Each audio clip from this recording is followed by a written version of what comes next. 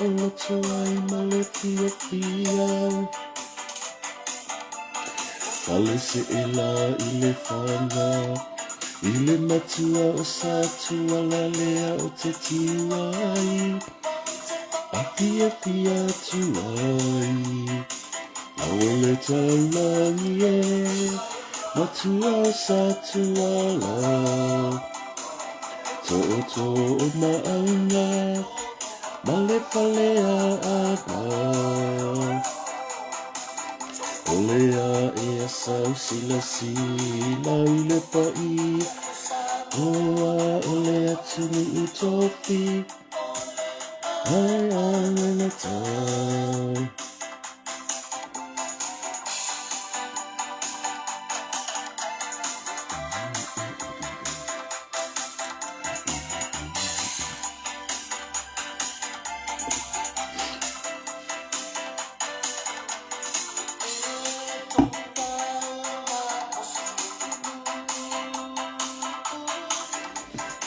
Ua pele se ela uta malea la malini Ua pele se ela ta lo o iai le mauta o alii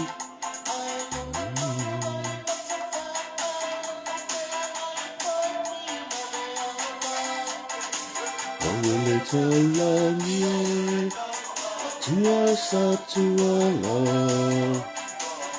Toto o maanga Male falea ana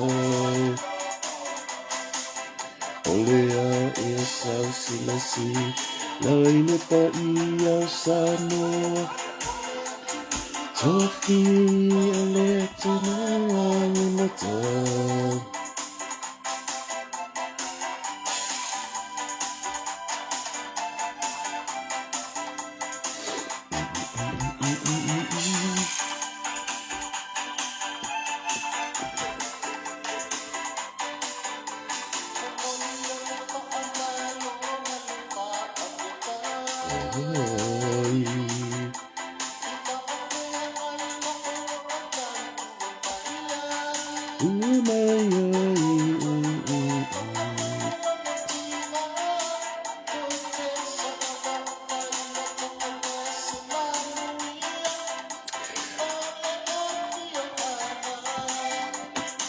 Awele talangi e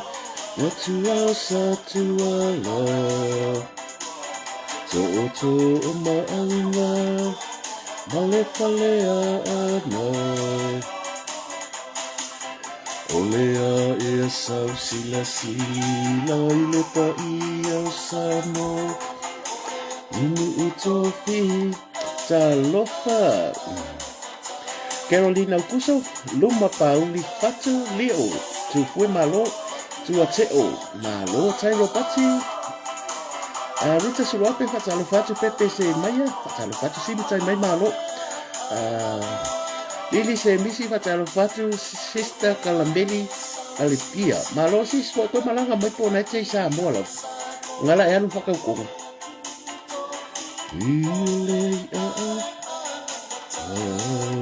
Baten pausa foi manuia, no fionga, Fred and Fia, malo tua te o malo pela susunga,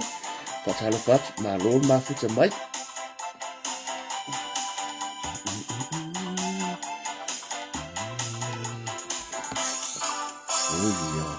Ai, moro e pu pese so, ia pese vivi inga so mato nu o fale ase e lama matafaa, ia molo si la fia, o matafaa mpatse e la tasi ale nu, e nga ese o ingoa. Ai kasi ale nu o mako e tasi foi fa penga so mato nu. Ia o te masalo ia inisi o te olo mai bosa fo manuia tu lomba tanu fa tai tasi ma lo lava ma futa mai e sau te mua e masalo ia inisi o olo mambalo e nga fo kala ngo a wa ia inisi o te masalo ile o lava i se mato nu le matafa ia o fale ase e lama matafa e tasi lava le nu e le lua kasi foi fa penga so mako ngu ia e ona pe la ku pi o fo lele e mamao la ka amilo yuka ko lo si sambi misal po se meoli pe lima se la mika pe mi pia kilo mika fo pe asa valia ku I fa se la sami ko lo si sami ia Di inga na sa uswina le sunga whaafengainga ia sulu ape Elisara pasina niko. Sunga whaafengainga ia Elisala. Ia le sa ia uswina le pese leo vi fo o mato fioanga. Ia. Fatalo fatu malo al mafuka mai. Uta ile solo fatalo fatu malo. PPC mai malo lava. Ia o te o lewa tau mai fatalo fatu li o tu foi mo malo si o tala. E sau chai muas fa malo le mafuta manefia.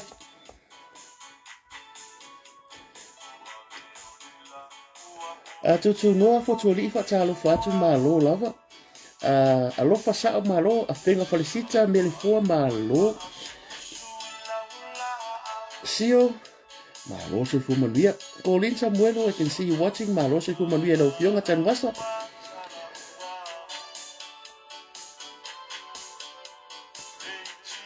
Jodo silo ia solo le. Colita ke yoane o toa masa mo malo champ. Se fu manuia lo fionga. Ruta Spinsenberg, se fu manuia fatalo fat malo colita ke yoane. Ya feta matalasi pio Lucy Malo silila fe puleai. Marianne Asiata ya Ulbert la vasa yo le for tu ole le so ya potu la vasa. Tasi fo yo toma man Samoa. Ya le funga ya ke vidi mai so wa ka ona ko ka kola puleai malo ma. Sila mustele malo fa tai ma futa mai. Si maka kopi si Se fitau fau le sua mali e o le vine ula. Ma fau fonga. Rasela Marisileli alo fa telefonga ya mafusuanga tau sanga fong liunga lua. Simitai mai nise Kate Frost so fu maria Samuel Wati. La faele ta fa ese sangato malo I e tfata ngoi so fu maria le uso malai ngali. Sio e sa malo patalo fa te po pasi kunisi. Leo si sunga lady ang pasi. Se fu manuia ya loso ya polo fionga hot. Leli Morsby o kisense fu manuia fatalo fatu mo ngitia am tuana I ai nu usa I pele malo. Agnes Samoa na ngalo mulitalo se fu manuia fa vai le fu semi and my brother to Iloma Tanu Saint se fu manuia to Iloma wa mai o le uso. Te Rini Pan malo lava mafuta mai. Se Rina Siosi malo lava. Si makako pisi. E kinga ngai kama pisi ria. Si amani te filang so fu maria o le uso malai ngali ka kai sami mo resi so fu maria pole f sola malo weta utialo. So le ngale ngalo alfa le o kiulo se uso le setsa o te misiona brown malo lava. Moon Fur, ngai ringo ka kaleo moon. Heta Nancy na lo fa ku ya o masi o fale dai si ko fa now. Le Wen Swanky, so ko manuia. Rina and Fatalo Fatu Malo. Vai ona tayo.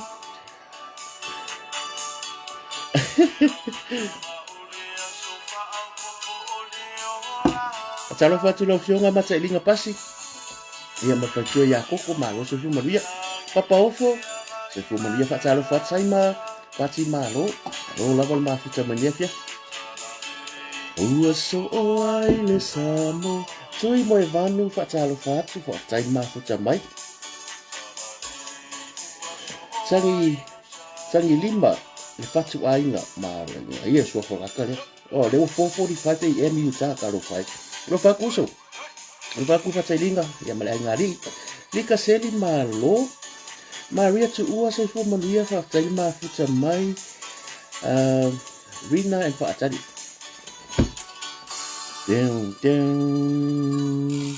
Fui mono malo ai mai ar mal pisi or cavale leu suina leu so. Yeah, the brother Master T the man. Ya le te fai lo fo le te mali. Ya skaria musika ya tulanga fo lana o nanga fa ili DJ ia maso se vai ngalava ngalo tongia se fumo ia o luso e po o forta mama tu wale fia ka mama kuwa ngal ko ngier bere nia so alo ia malo fa filo ya tu yo keiro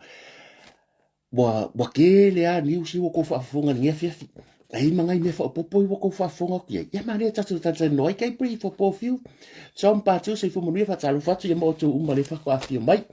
ia afio mai am kala mai au i lo o tu pa ia ma lo o tu mo malu ia fa tai pento mala tai sorry so se ya penti si crowley ma lo fa tai ma fu mai ka o le malu le ma lo tatu le amerika samo kasi nei ka ka ko fu i samo ya lunga duai ein ai na si ata malo te mari isa tau tu ma fa ma ni tanga wenga ia mali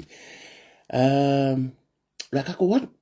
ia ele si eta to tata nonga ia ia wa no fa talo fa tu fu ia la me la fa ka ko pe yo le wo mo mai ele fa ke msalo nga ke ngula mai mo mai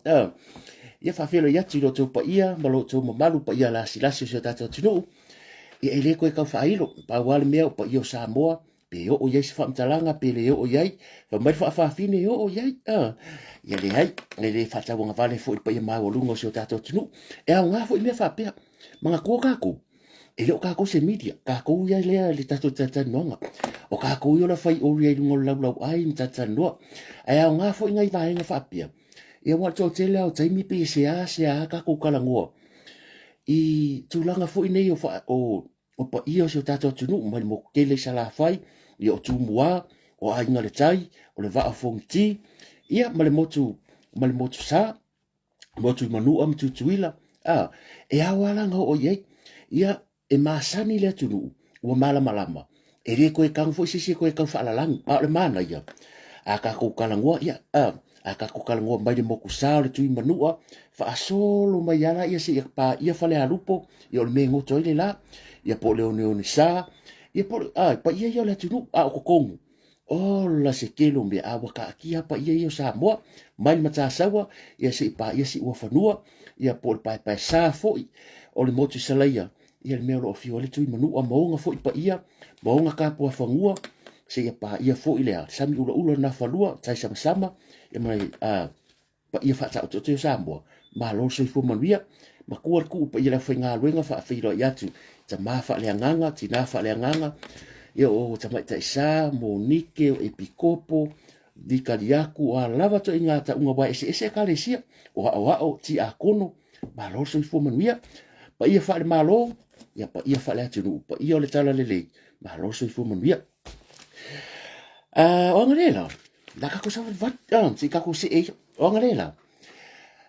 ia o lo fo o kere lo o si tai malo mana media so fo manuia la ufionga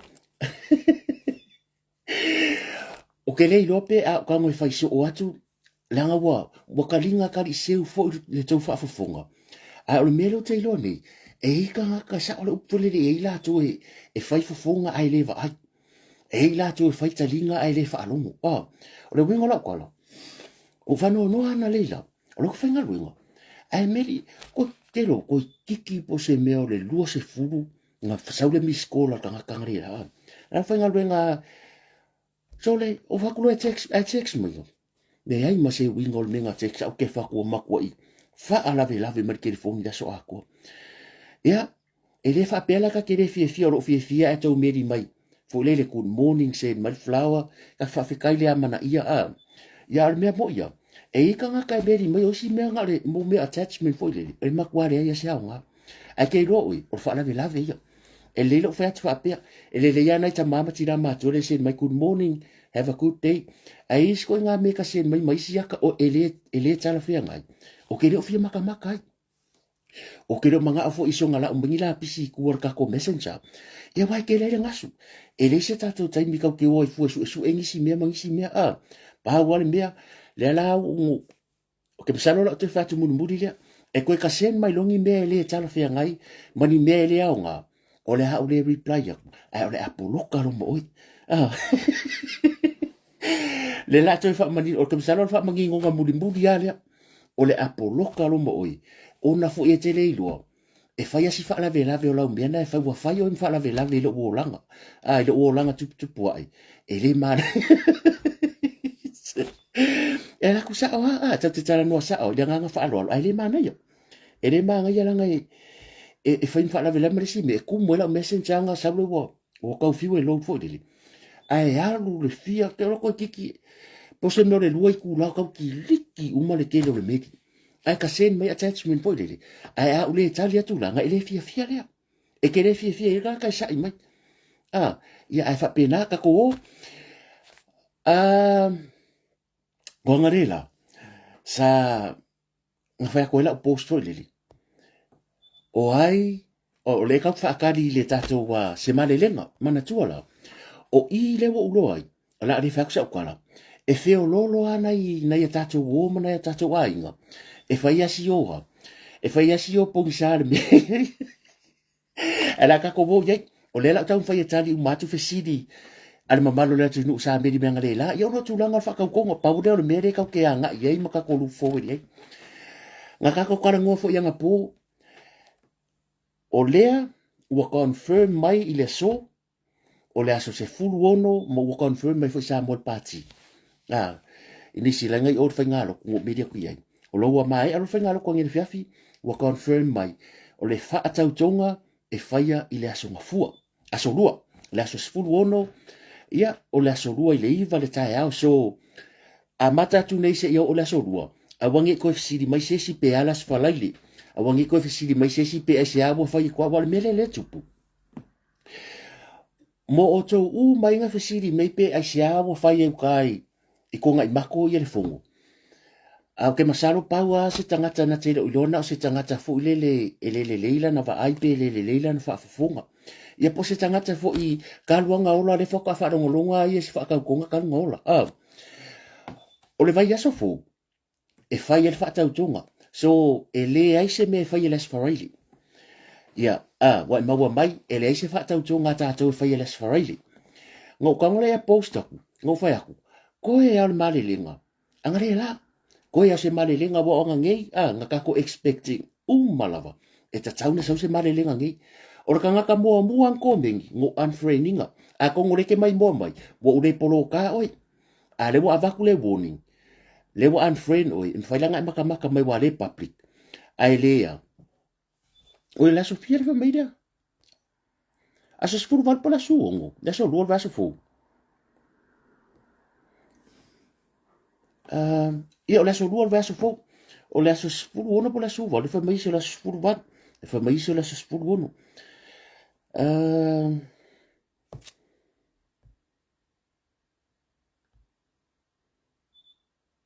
io la so spuru ono ai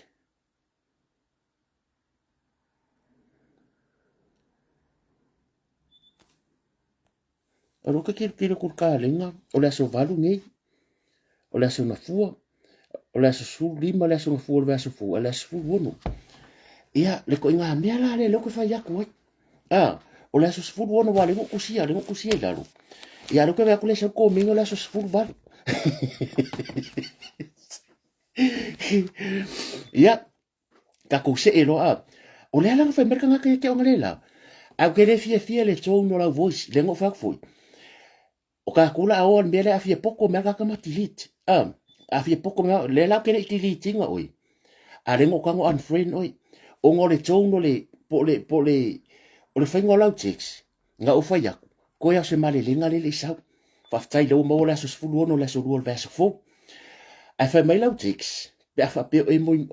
mai fa mai o la me la ko fa ye fuanga male lenga o lea ua umana a mai le tusi le ama malo le malo last week. Ia le la fa ko fo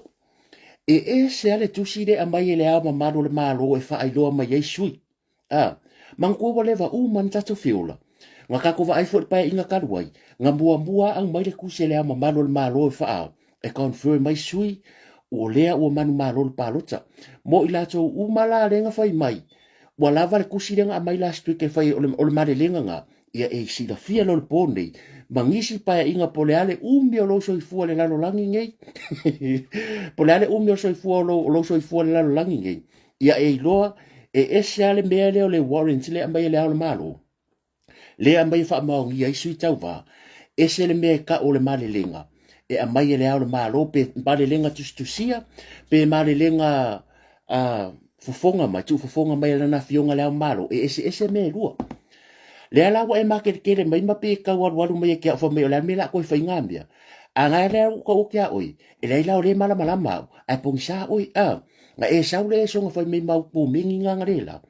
ia le la fa ko o le la mata na tali atu e ka kere ko yo i si mea o le la fa ka ko wa onga mo o to ia na fai mai anga le la se fo se fo me lu pe sila pop nga si o to ia fa mai pe se a me la fa ye fu ka le fongo nga ka ko kala ngoa nga ngafi nga ka ko kala ngoa last week o le la ko fa makala aku mo lo si la fia le tato ai o ka kala ngoa ngi ele ngi news o le aonga mo le tau si la fia o tau ia ko fesidi pe ai se a wale fa o ngā fa le fongo ai la ave le fa ka ko ngai fai kwa o le mea mua mua o le fa le fongo la fai o le taimi nei o la ya ko fa le fongo ele uma fai a vakula fa ka ko ngai fai o fa le fongo va ya so le ai ki munga e su uma si pika su uma min skam fai pule ma o le mafu angana lona lua e le fo le fai o fono al pale mene ese mai i le pale mene le fongo le i mulinu o fai le fale fono le fale fongo le ngai mulinu e ko kiki a ko al kausanga o fai fale fongo le o le umi fo ile na o fai fongo al pale mene kai o i te fo i tonga i matu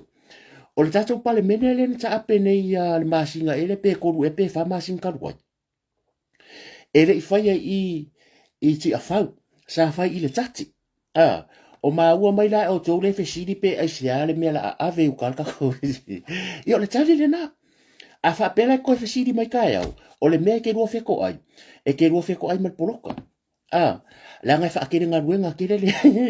fa kere nga ruenga le ai tulo wa kala ula o le tali fesiri o le kari kari fo le ia wai o le foka ki longi e foi han di se le o mala mala ma e le o ai o ngari tato le kaku fasua wa vai le mai fasua pe fai isala fai pe fai le makeki fa kaukonga po le lava pe fai le apia pak e pu le lava le malo i le taimi e fua langa lai fai kako fa fongo o ma ua mai la e le ma fai nga vaku e fai fongo o lai fai si pika o la boko e renovate a ko le fale ko e fai marunga o le ceiling manga kua fai o tole maintenance le e fale boko kuru ia le ala e mal ko e fai ngol kako fa fono o le taimi la nei o le pa loka fa pikoa e le se pa loka nga mafau winga so e tupu mal pa lota le uma lor fast e le uma fa le fono ia le awala nga le fa irika ko fa mo ka ia uma malama mai le vaenga o ke ofo pe fa ye se to fisidi mo o to uma le nga ko inga mai fa mai e le fe kawi nga ba lo fast de la ave fa ko ka ia le ai le mafu anga fa pe ma lo mai le fa le fono e fai umai kai muringu e le se mea la kuar fa le fongo le kungu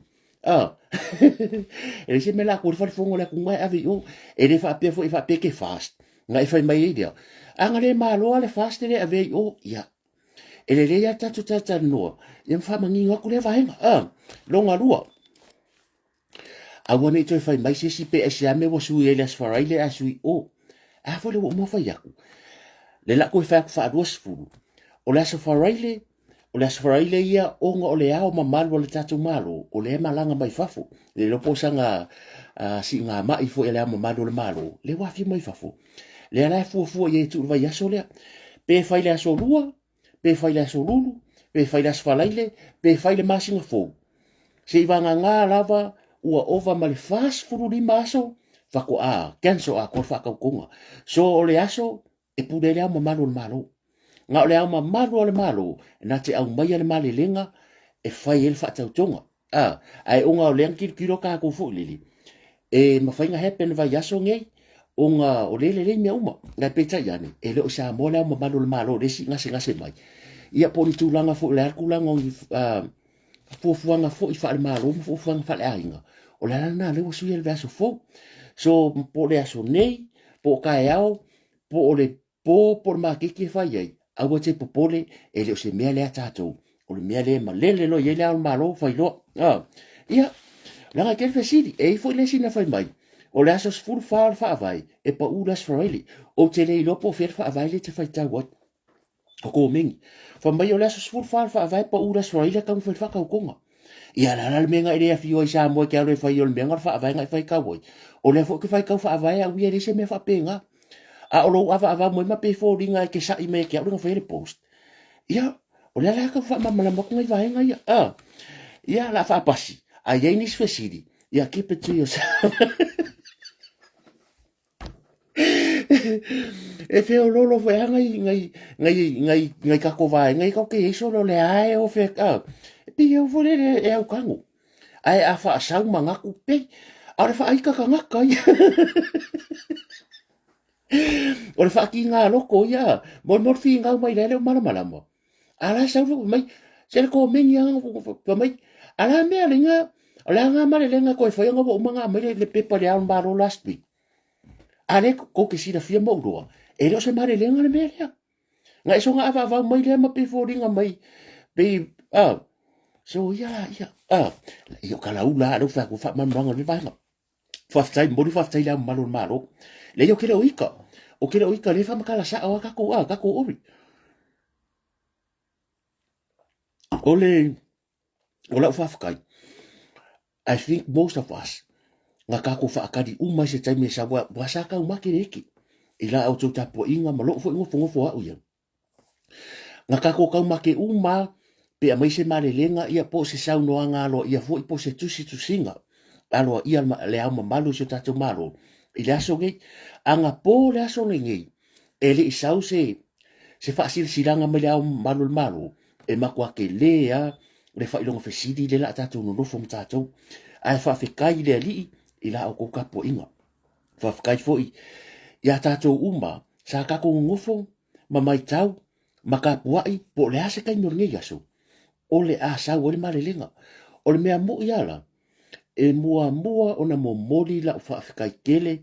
ile a fionga ile a mamado le malo la wo fionga tui maleli fano e ala fela kwana dia le ala la fa kula polo misile le mo malo fa fekai wa musfia foi la fionga ele nganga ole atu ke lo lava yo o ta ma ole atu ma ko ke ka kala foi mal fa ke mal fa alo ma to te batu fa alo ai o fa fekai o le mako yo fa fekai ele mo malo mo ya la tala le anga fa apea ngi e alu ai le fese mengi waka ko loro wa ko fia ko fa le la fai ka ko msalo ko fai ka wa ia e mana ia fa longo polo inga mai le malu le malo aso valo se te malu o lima polo inga mai le malu le malo e fa silanga o le aso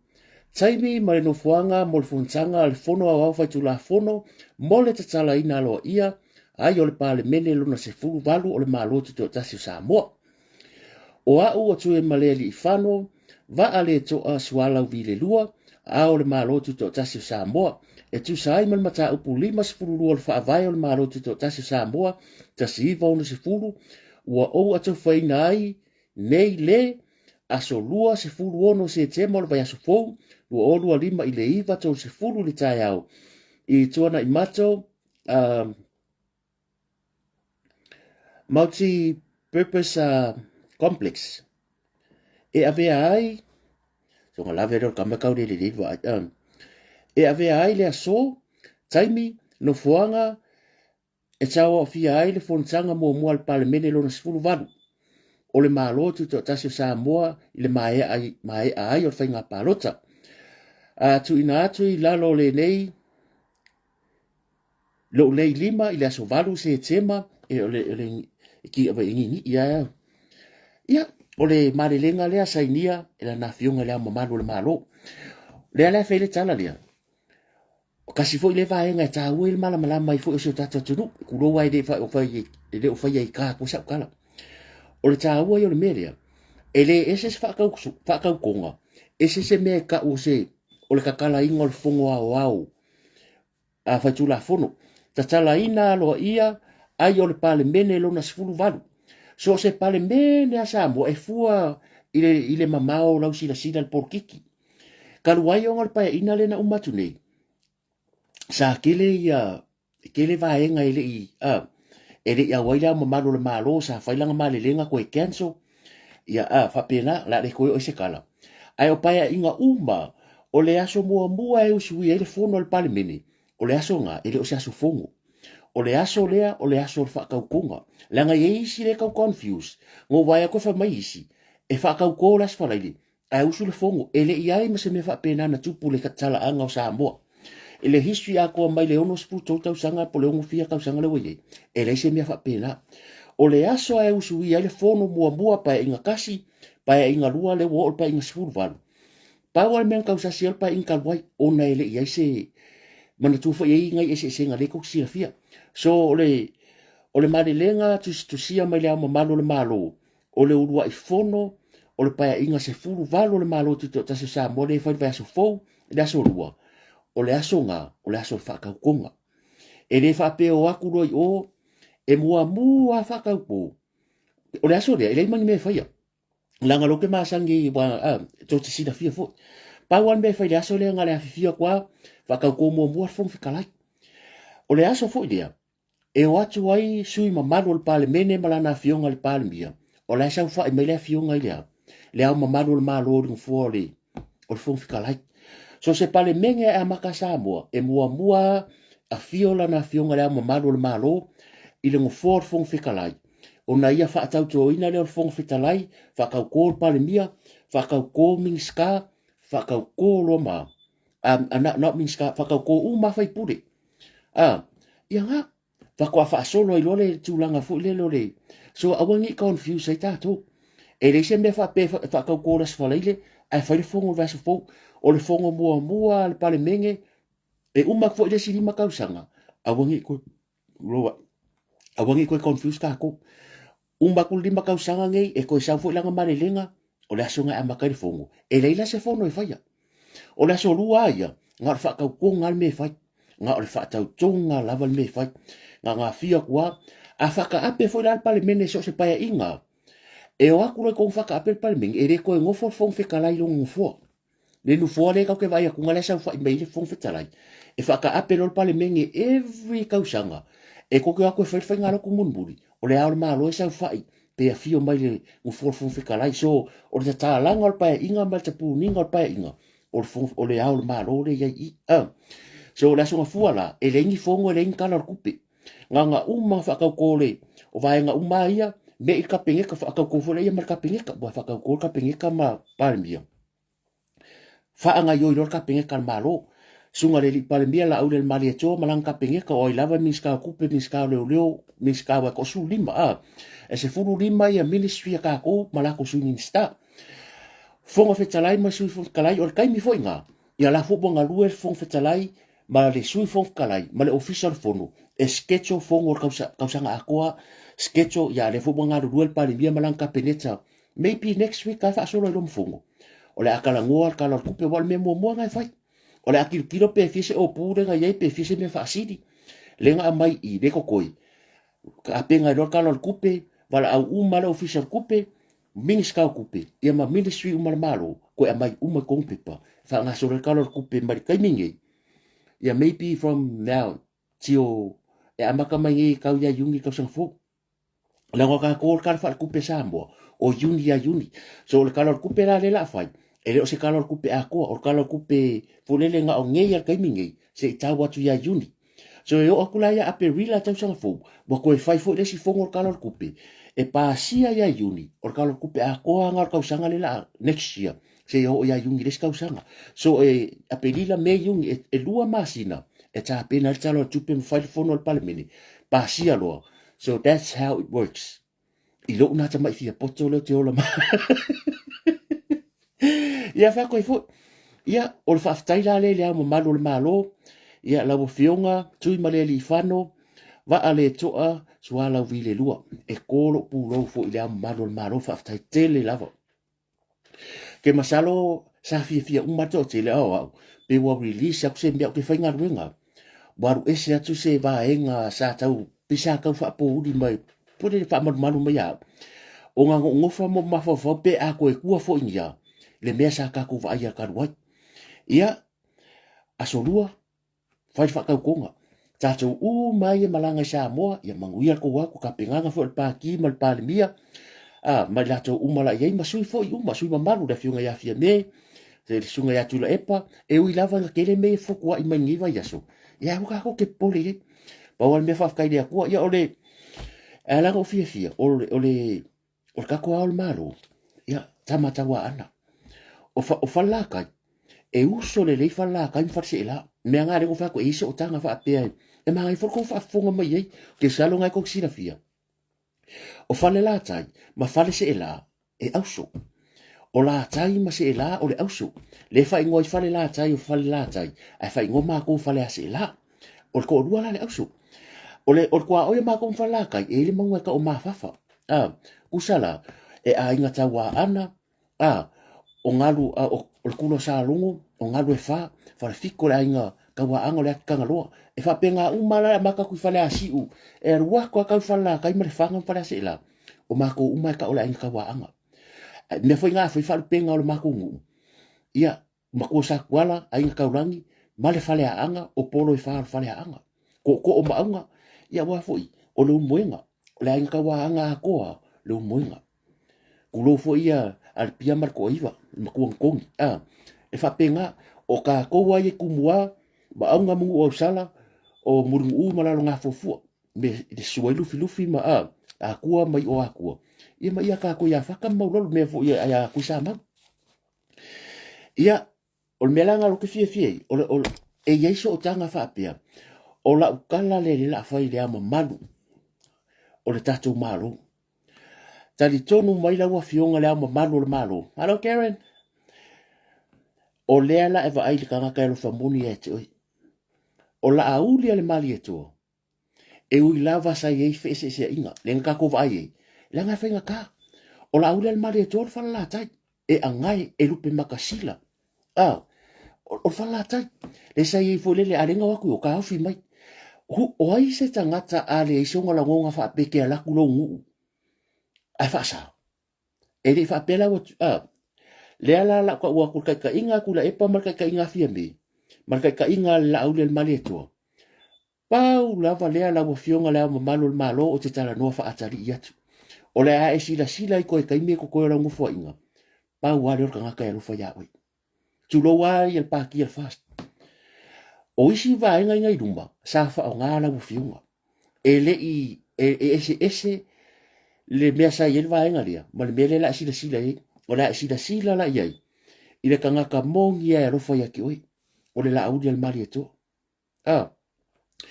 e alofa le la auli me foi le winga la kala e le fa pe o fa kula fa popo ka sanga le ngale abo ye le tula fono o mga fa kai dua terms a lo ke fa yaku o le me foi le fa nga o le fa nga o le ama malo le malo i va henga le wa ma sangi le la auli al mali atua e tau si tupu e kausi ko fa fingi e osi a inga e kausi fe nga o la sila ia me le ko lo pulo ngi fa pe fa fe kai leri e ui lava e ingi make nga fo o ha fo ingi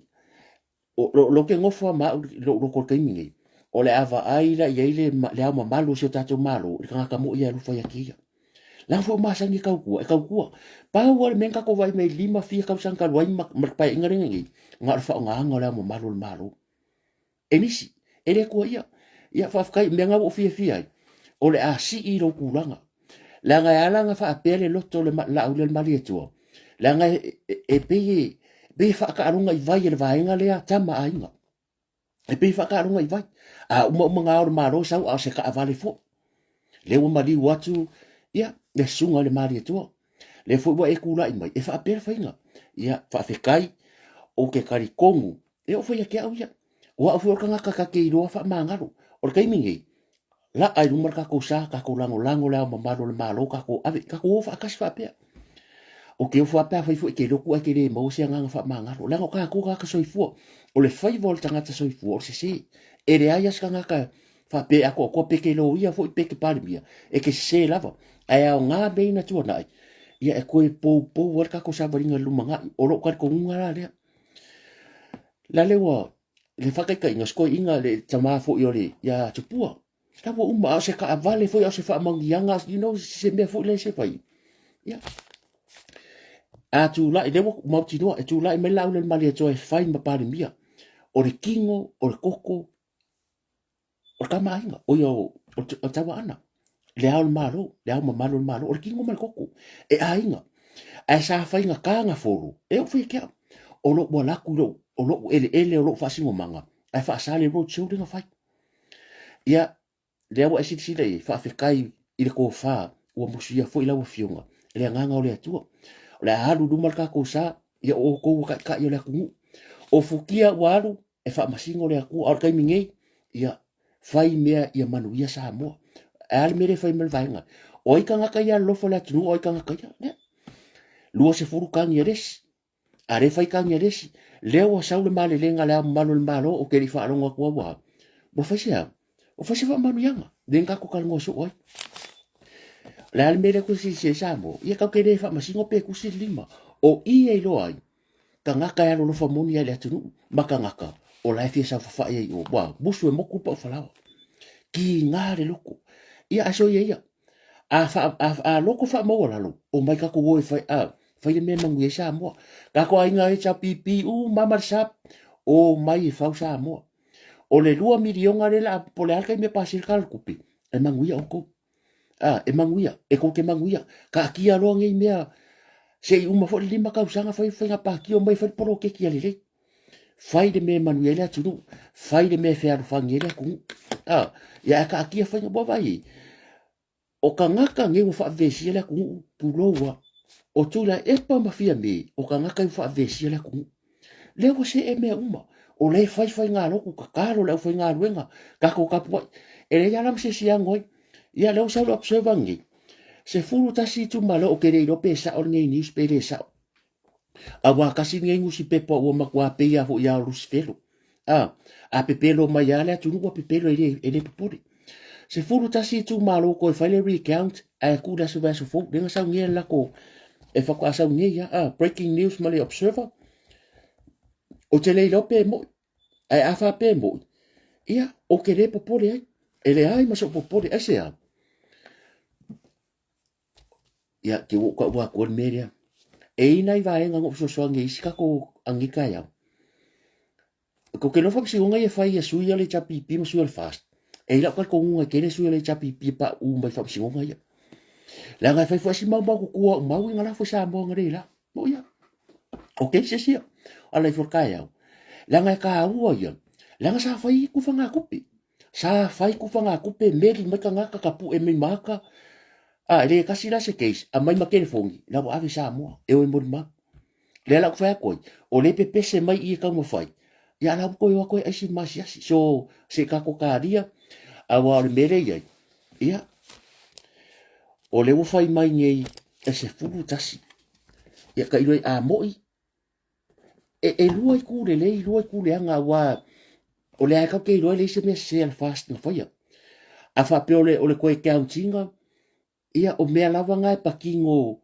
ile ofisa foi nga paloka awa la masa lo mia nisi ia ai ka ua fo o ke se fa solo e ai fo de ta ua le ngole o le fon feta lai e ke le fo io menga meri mai ko o ke o lola po avise kangi e fon feta lai o te o po avise se tangi fo le sungal pari a ke masalo e ka kawa ngai skanga ka kasinga meri aku la ke fon ma ile kele o le meri fa ngai au la kapi ma ko fa sa miliota le fa ngai au la kapi ese mal palo que sa va man ko fika ka ko nampas a fa ku nga pi o las ko kiri wa ave me alo fa fo ie fo bo ko ngi de skala yungi la kapi ya ke de fese kala la ka kia wa ro fa so la wa u mai ya cases o pe nga fo ma to ya le pa tu pa la lo la fo ave la ngai mo a fo le ko fa ku le po fo de di fa ko mi ngoya pe a fa pe mai ma ko foi puri pe a fa pe ma ko fa pe ia almela le tupu ko ka o me ka ngaka ku fanga ku pe al fai pure manga ka o mai masu el komiki ia a mai ka ngaka mana ke fongi a fia mo no la fa solo e ila lo tato nunga e kele ngisi sui e ko pa u man media la nga nga ko ngwale le ka pe nga fo el fast sa alu ai lungo ngre sa fo ko inga mala makanga a wangi fe ku fanga ku ia o tsala na o ke le lopo se ku le ko recount par pa wale me lo ke ma fo ya uia o no tulanga fo nei ia lela a ko luva ya so kalung fa ka no na count le paroka ia ai fa pe foi la e sa o awa o ke fai ka o le article, it doesn't sound logic ya le merenga la fo mai le observer le ngala ko fai foi lunga o la uia fai ta wa u i bai ko fo ka ma fai ngolang fai ka le wo sa anga le ngeia ngire fiafi as a full fa the district court has issued an order for a recount of ballots cast for 11 constituency to take place at the courthouse in Mulinu. It take place pe vala au. A wai lua me yai e avakulo la palo ka fai ka Mulinu pe take place le fam singonga. Po lele po lela vakule vala au. A wai le fai mai o le issue le order. E vakule fai ka to take place at the courthouse. Longo inga lela vakule fai ka courthouse. But remember, ila uia fai ka wa ia makwe ese akako. A fa fea nga karia fam singonga ngi. Longo inga le winga la kana. O lona winga spulu kasi cases nga fai fam singonga ngi. O le aso ngi o le aso nga fua. O le wa sa fa mai se fulu tasi tu malo. O le wa mai le order le court. E koe waku o la ofisiri la. Longo inga o le aso ngi spulu kasi cases nga sila le fam singonga le fa mai e take place le aso ruo le aso le. A sa unga. O le aso ruo le aso le fe whaka ukonga. So o isi kai mi. Kau wha ngā marko ngā mere. A o le good news. E le ka fia le whaka ukonga. O le processa ia le court ma mea ia. E whai a wha pe sao. E whai a la. Pe a wha pe sao. A le ka fia le whaka ukonga le aso rua. E ke fo wa aku kai au fesi mai sesi. Wo e o la whaka ukonga. Ia le o whaka o ia lo tata nunga. A wai ese umakar ko ngunga ngaka. E le ai ma se mea wha alabla vea i forka le whaka ukonga le aso rua. O le aso ese mea. O le whanga solonga ia o ngā ruenga wha msinonga. E fua i kangi e waku. Pero mele make sense e kia. O le whaka umale vai aso ke ngi. A o anga ngele wha mai wo se furu tasi i tū maro. O le wa amale ora le ko. E le a wha mai foi. O le whai kaunga o mea ia. O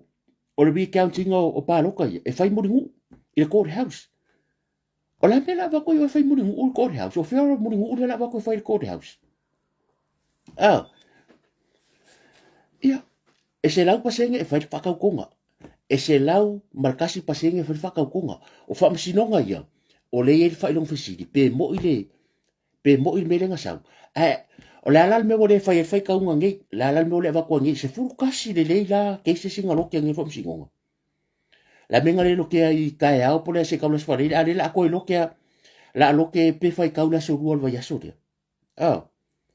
Ia, whakoi fo.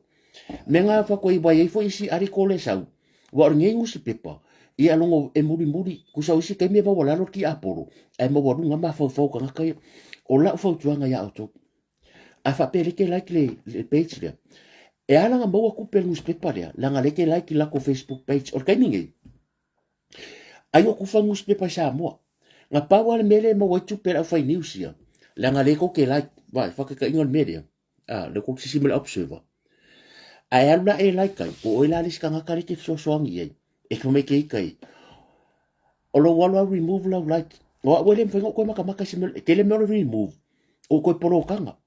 O se ironga la wai hofo e ia u. E ia u au. E ia ka ngaka o ke media ka ngu screenshot masin me kia. E ifo ka ngaka ka ngu fia ka ngaka roke. Pena mako ainga. E so se mea ngu masin ke i pages ia o le koe aroi. Ba o la kou ia. O la kou la, o ka kou lea lenga mawa la kou kupi. E once you kliki le la kou ariko fo me ka alari misu senge e ke viwa e peru ka alari misu. Ia, a le more viewers. O la e mawa la kou kupi.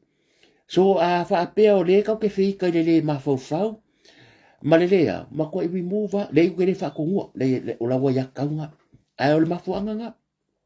E le ola nguspepa e pea le kako. E re ola. O le mea foi ngā rinka ngufi whai ko ngā ariko le pe whaawinga rua. Ngā kako whika loria. Kako aku rua. Pe ke alaku ma upu le lei. Pe ke alaku ma upu masoa. Langa o le clickbait. E ka ngufi wha ngā mise mei kako whikai. Ngā kako aku le whai komingi. E ka rie le leia. E sea. O lai mau e la tau tupi. So, let's be smart. O ka ako le wale. O contemporary IT. New technology le wakako iei. A walawangi koe mai mo. Ke lo si mo ko remove ala like aba fu ka ko la kongia ke masalo ke ro kanga le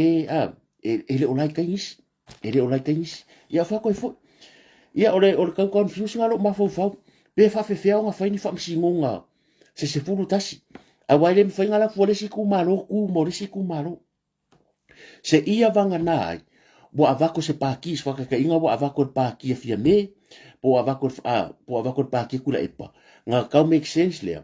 e kasi le ko le case nga fai ai afa pe ese mo tu malo se fulu kasi ia e au nga fo imene mo fa msingonga langol pa inga ka waile ka ko mai se ya ole 5% o se fu paseng o 5 leongo e o mar taimi nei e fa along ia ta tu fa msidonga a ole mea monia sa moa o ke alu ku ngamba se o ke alu ku ngamba se a round for the nearest 10 e se lava ioi o ngala ka ko fa along ia fa msidonga a mea mo ia se meria o pa inga ka wenga ko me fo le nga uma fa le ngal fa ka ko ngal fast il fare ie ai sa wa mo ko ya ko fai fo o le kelo ke se ke vai ye para o leo ke kilo ku fa masino ia typical fo le pe e fa la kasi e fa fa ungi sa ye for fa unga le nga fai le pe o le la au le mali e toa last year this year le pe o le nga fai fo le nga ko e mai e longo ave o lo ya silen fai pe va ku ke enga mai lalo le longa ave lo ye lunga fa lenga a fa so mo lunga lenga grants mai pe o singa ka so me ye le ka fa le fo ke va ya ku ya e fa sa kala ka ke fu lo tava I fai unga fa msinonga al me mongia ya o ka ku uma ka ngaka o ka ku uma ka ngaka e ku fuale e fu yo la to winga fa le tangata a wa ka kere ola le langi o le ka ke ola la langi o me fo ile e fai unga e mai ia ka ko karsia ia a wa ele ku ia kamale mamalo fa msinonga o lo ki sila fo ile ko ngasi a ko fa wa fo le mere luas fu kangi kula e pa fia e kangi ale tu fia me ia le fo ko la mo le account le fa le ya so le fa ka ko ngale bo ma lele mai lana fionga le mo maru maru ko fa ile between e no pe o ka ya fu ka fa ko se kangi alu ngoia ioi ka ko vai sa moi ka ngaka le ka o ka inga ka kofia ele ngofo akula e paru o nga kofia no nga lunga ku maru le wala ku fa ka le chapipi ele ngofo le fionga sa fa apito ari o nga kofia no ku maru fa ka ko mai o longo ele kofia no ainga ele kofia e longo rua mlang fa nga mo ainga o longo nga kofia pa menga fast le e fa waro le alanga kofia no mai o sila le ka ke manga afide mo o ka ngaka ia le ko kong o ka ngaka ngi le fa vesi ala ku o ka ngaka ngi le ka ke va ku le me wo le malo ro ia ni wala no le malo ro ese o ngona o ke ka ko ngu me le o le ya sa a fa pe o le ave o le ya ka which is okay langa everybody e ku sa foi pe ave a fa pe moni e ka wo le ya ka anga wa foi anga ko va pa no ka lo le sa ave le ore ko wola le ave a piko siria ku ngakele ko me pio mo ko penga fai o le menga ro ke pole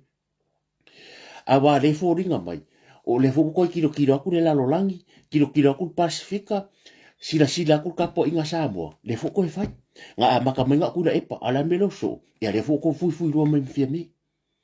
ka ko vai ka ngaka lea ngaka ko ave fa mo ngaka le ai steak ku pela ku kanga kare feo I kupela ku kanga kare feo I ka avale feo I leo kupela ku la ka ko asha ko inga ko vangi fo ya a ma sai la le vangi ai longo ye se wheelchair se ko ma ai longo ye ngi se ka avele ako se ko ma ale le feo I leo ya lu afia me ya lo ingula nga wenga o aku maru le malo si ile ako kala ka avale ale ko ke o mai fa mai ya ma a ko vai fa visi le e pe pese mai le rule of law a le ka dia fa inga e ta ho ka wo le kangi e ka wo me fai a le me monia e kupu mo ia me I le kala anga sa mo wala nga kupu o le fio esi wala nga kupu e mama e kari le fai inga asia langa renga mo pese sa mo fast fu kausanga fast fu kausanga pese o me ala wo wa lau de fast de varia e vo ka ko fa longo ku ya le wo mai uma a le wa o le wa kala ngoa wa tali le tunu wa fai fi ngalo sa mo ko ela ngai ka mai sa o kala fo ko ka mai piko filo ko ka mai piko filo ai ko koi a war me mo ia o ngei la solua a solu e o ko vai aso le mo fa ka ko o no ke ka fa re fa pe ai te ka dia la ko te ka dia who cares who cares fai e pe o ko ba war me le I can't wait to see our new prime minister. You are going to be the number 8 or a new beginning. Ole tuspa ia e ingu mela le atua tono tuspa ia. O numero tolu, numero fitu, numero valu. E umangu mela i ko. Mea ngā ko wa inge ia wa ko mengi nunga i. E oua sa kang wha ngā lave ko. Kang wha ngā lave kasi so sesi ako kwa ia ko mengi. Wa peo ke whaisa ko mengi. Oua sa kang wha ngā lave kasi rua ko. Langa e winga ngu mela. E le ngu mela, le winga ngu mela fiku. E le winga ngu mela valu. O ngu mela valu la, o le new beginning. A ko sila ile kala ango sa mole wono suma tu tau sanga. Ai o mai roi pale mia lo le sunga. Ile la aude el marieto, ai ngu mela valu lo. Va karika ko pesele la sa vasfo. O yo kemla suru ko poi. Ioi.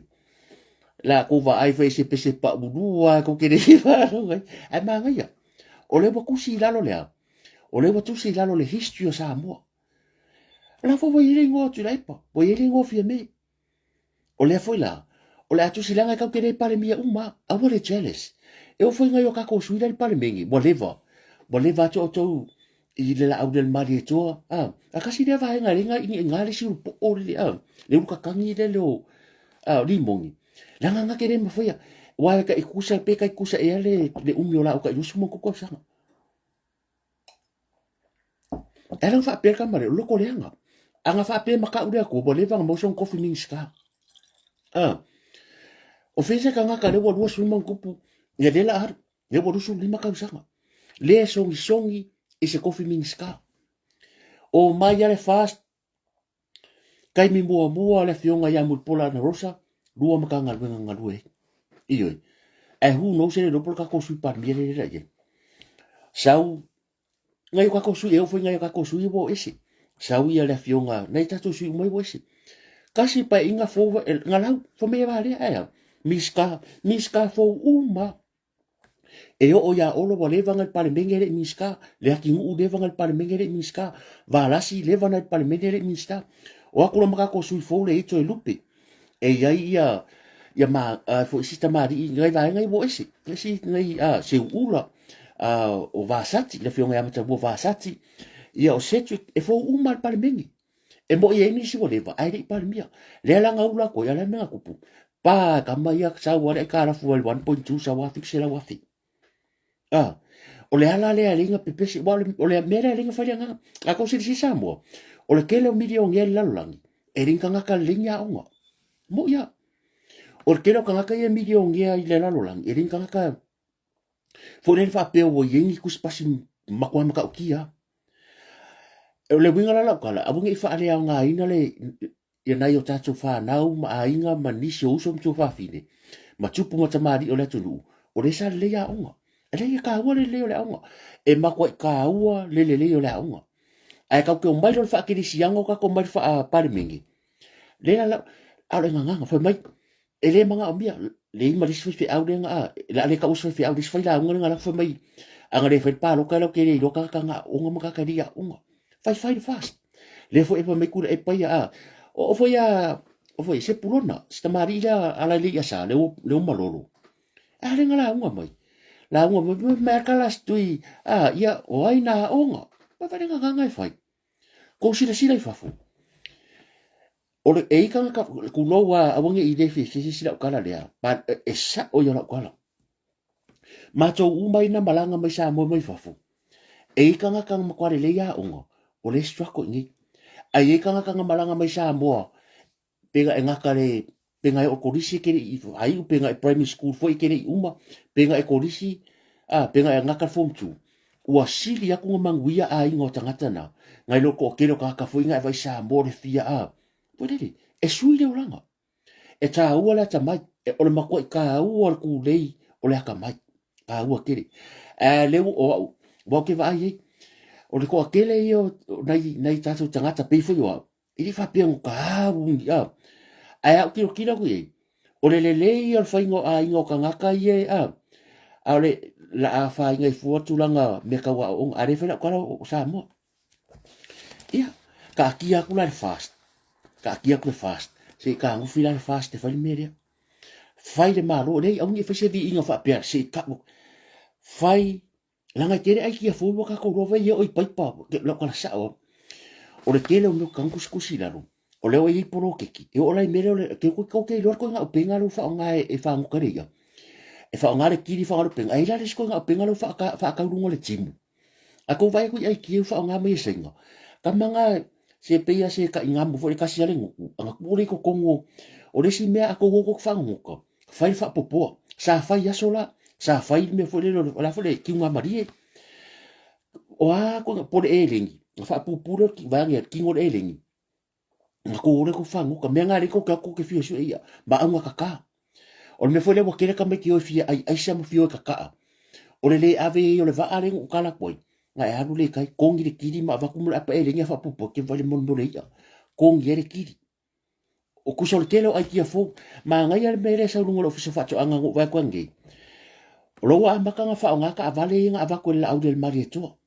ka vale o e le fal ki la pia nga a ko lungo le pe cha le fiso fa o fa ko anga ma ngai yo aki nga ai ngai si ngai ka mari ki la pia ka mari ngola nga manga o pa e va ku I lunga e le poro keki e ei fa manu yanga ngai le ia pio Kate yes ia ia sa le ia e o for kengere o opera there's a lot of people ka foi le fa ko a ko e aku e o for kamalo Steve e foi kamari America he was a homeless man ava hi o milion yanga lo lang ia e le fa ku sakar foi le fa ko fa ngai le tu tanga ta pocho makaka uma e unika o ye le lo kanga a le lo ngofo malau kanga kai varia malau kanga kai vai ia o au ia o ke ofu o ke mako i ofu nga ai milion mo sa mo ia ile apu poko le ia a fa pe wala mo ka ko vario kai mi mo le history o sa mo ko ru milion ile ko ru mal afa ka usanga le ngomili sku ai o nga bore a ko ki ko afia ba singo ka o fe se kula epa fai le wa le pa ingo foi fam singo nga wo or fu fe kalai o le ala vai fai ia fa fe kaida a wa o le ao le malo le wa saulo lang mali lenga bo mo nga le fa ka ko le malo le so fu por eva me o fa singo nga yo le ra ko nga ya ka ran le malo ele o lo fa ku anga wa lo fa o fa ka kia me fa pe ka ko lo anga lo fa penga o le me foi la ka ke fa manga lo I ke lo mo ka nga ka ave esere ko lo ka ku spa irenga e fa ka nga le ko ioi e fa ka nga le ko nga ko furu me ya e makua I wa black out lo ma fa ma le si mea e ko e mo ma o tula e por ka mai me ka o onga I langa lava field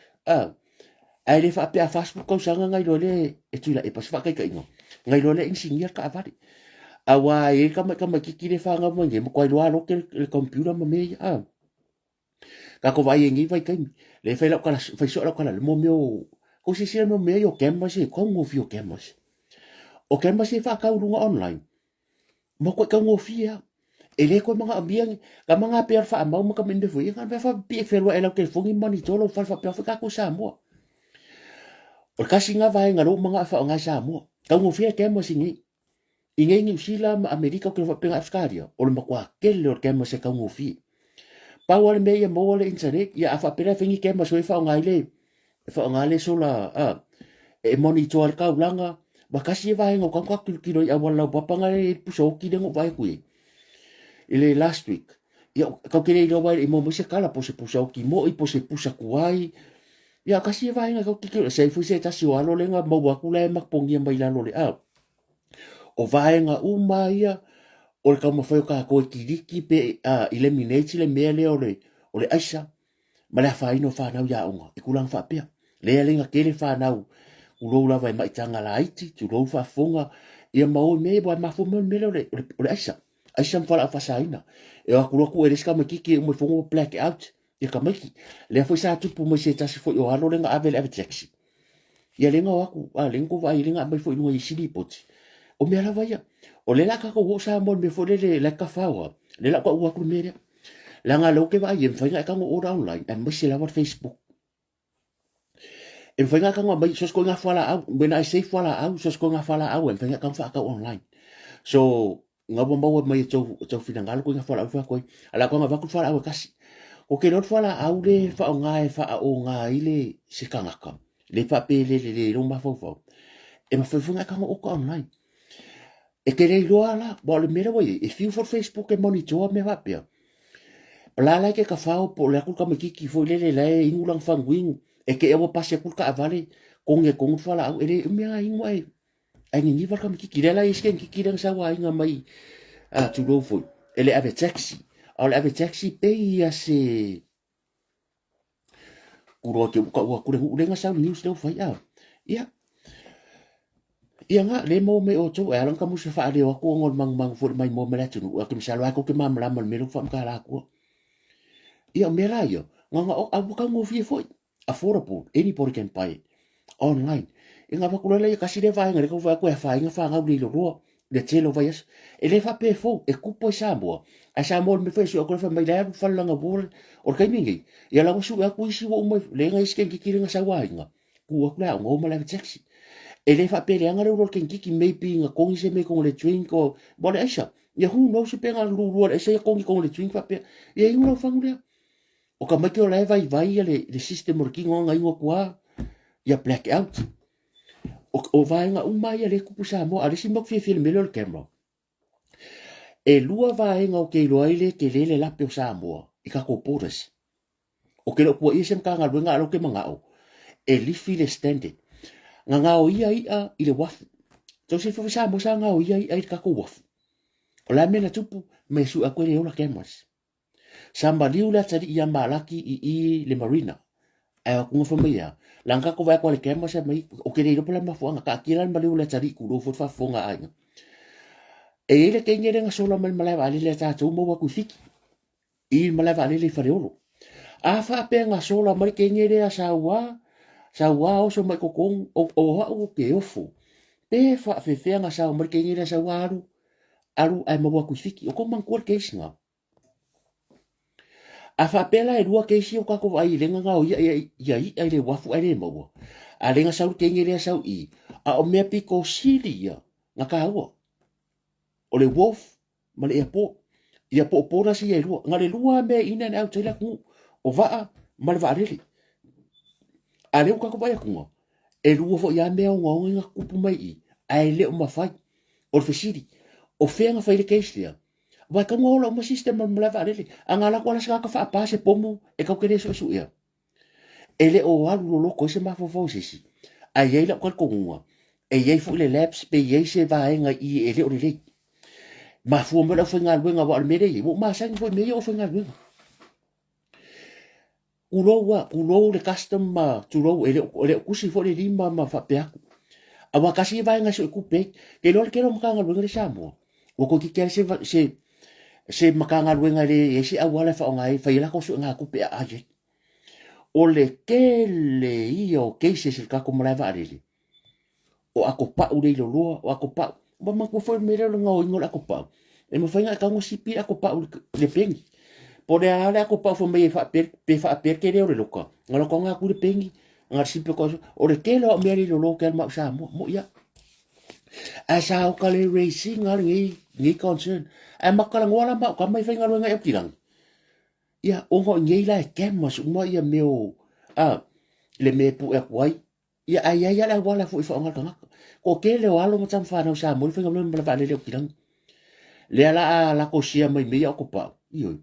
e pinginga ele fa pe nga o al mele le la fa ko sa mo ke lo ka usanga nga sa le se ko fingi mo no tina ile i maliu o mai ke lo o mai ke le skula ia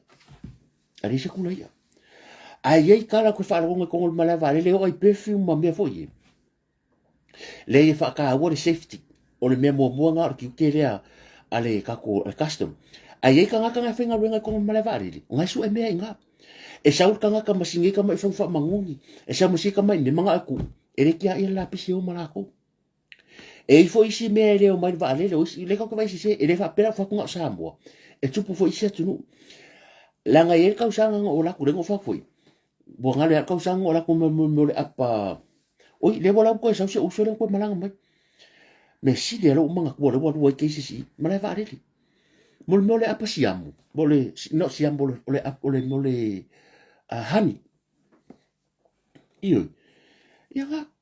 nga ku fa ya ila bori ila ka mafai anga ave fa fa ko ngi kupi